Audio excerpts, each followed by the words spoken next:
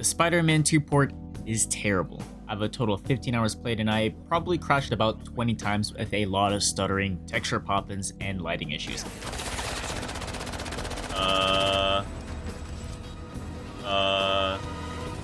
Yo, Miles, wake up! Wake up, you're frozen. Unfreeze, please. Yeah. This might be a...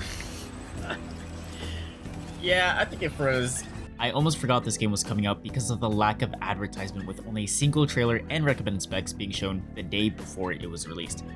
But even then, you can even pre-order the game or preload all of 100 gigabytes of this game. I'll compare this to Final Fantasy VII Rebirth, that I will also do a video on soon since I just finished playing it, but I had like 55 hours on it and with basically no issues. The only issue I had was Sephiroth walking into a wall instead of walking to a terminal, but even then, I just restarted the save file and only went back 5 seconds and it worked perfectly fine after that. I have a 4070 Super, Intel i9, 32GB RAM, and having all of these problems on Spider-Man 2 is almost inexcusable. Especially when I also played Spider-Man 1 and Miles Morales PC ports, it worked flawlessly. So even if you disregard everything I say here, do not buy this game until they fix these performance issues. I usually review games after I beat the campaign, but because it's so bad, I actually haven't even completed the game because I would always crash on the same boss fight on every single attempt. It's horrendous. But assuming that the game works perfectly fine, I think the story is kinda mid.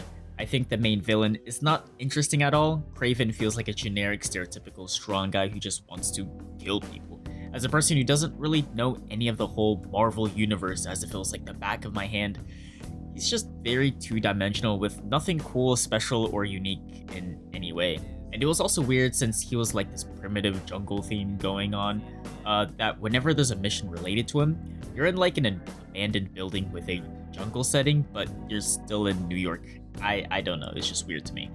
And the story really likes Miles Morales and really focuses on him. Look, I love Miles, I have his skin in Fortnite and everything, but I think when you say Spider-Man 2 as the title, you expect to be Peter Parker, or at least be more centered around Peter Parker. If I wanted another Miles-centered story, I'd play Spider-Man Miles Morales 2. And this is coming from someone who enjoyed Miles Morales' story over the first Spider-Man game. I also think the pacing of the story isn't really that well done. It's not the worst, but it could have been better. Now, having a lot of performance issues could have affected my experience with this, but there are a bit too much slow-paced sections, like Peter walking around a science lab for no absolute reason. And those annoying MJ sections when she should have learned her lesson by now and be strapped with an AK-47 by now. These would be your lows, but these lows would scale into really fun highs like a big chase sequence. But maybe it's because I've done it many times already, but these chase sequences are just not exciting anymore. If they maybe incorporated something like, I don't know, something else, or just do something that's not chasing someone, it would make these experiences much more memorable and more exciting. Unfortunately, they don't, so it felt boring and redundant and nothing special. They expanded the world size pretty much by double. You can now cross the bridge and explore Queens and Brooklyn. The only problem is that it's just the same stuff. The side quests and world quests are all the same from the previous Spider-Man games. It's like solving a random puzzle on a roof, fighting 5 bandits on the street, landing on a fast car, then pressing a couple buttons, flying through rings, collecting all these collectibles and whatnot is there, but ×2 because of the extra landmass they added. The new area doesn't offer anything new or makes it any special from what I've seen. In other games, mostly fantasy games, have biomes and different areas with unique mini-games, enemies, bosses, secrets, and visuals. And I understand it's still New York, so it should still look the same. But there should be something that makes this side of the map different and unique from the other side, gameplay-wise. But because it's the same, it just feels very redundant. When I open my map and see the main quest on the other side, I just sigh because I have to cross that long bridge, and crossing that bridge as Spider-Man is really annoying. And these side quests don't really build the world as you see in other RPGs like Mass Effect or Tears of the Kingdom. It just feels like a checklist I have to do. I play enough gacha games, I don't need another 9-to-5 job in a video game to be dealing with a checklist style side quest. I would enjoy these side quests more if they were a bit more story driven rather than like a daily quest like type of thing. And there are side storylines. I think it was called like Cult of the Flames or something, I forgot. There were a couple of them, which is good, but I really want like the tier below that type of quest line to be better. if that makes sense. They slightly changed the progression for this entry. They removed the suit perks, like wearing a Spider-Verse skin gives like 10% traversal speed buff or whatever they were, and they moved them into a new page. Similar to how leveling up gadgets work, you can now level up each aspect like health, damage, and traversal using overworld currency to upgrade them. Gadgets are still the same, and there are now 3 separate skill trees of the Spider-Man duo. One small one for Peter Parker, another small one for Miles Morales, and a slightly bigger skill tree that they both share. Their individual skill tree only contains skills unique to their respective Spider-Man, like Miles would learn like his electric Venom skills, and Peter now has abilities like Penny Parker from Marvel Rivals, and the third tree contains all the traversal perks and buffs that you would expect from its predecessors. I actually liked this change. The only problem was just how weak Peter was compared to Miles. That, and spoiler alert, when Peter acquires the symbiote abilities, he unlocks the other half of the skill tree. Then, for story reasons, he then loses his symbiote abilities because it's evil and whatever. But then I was stuck with the lame Penny Parker abilities, and obviously didn't have access to the symbiote abilities.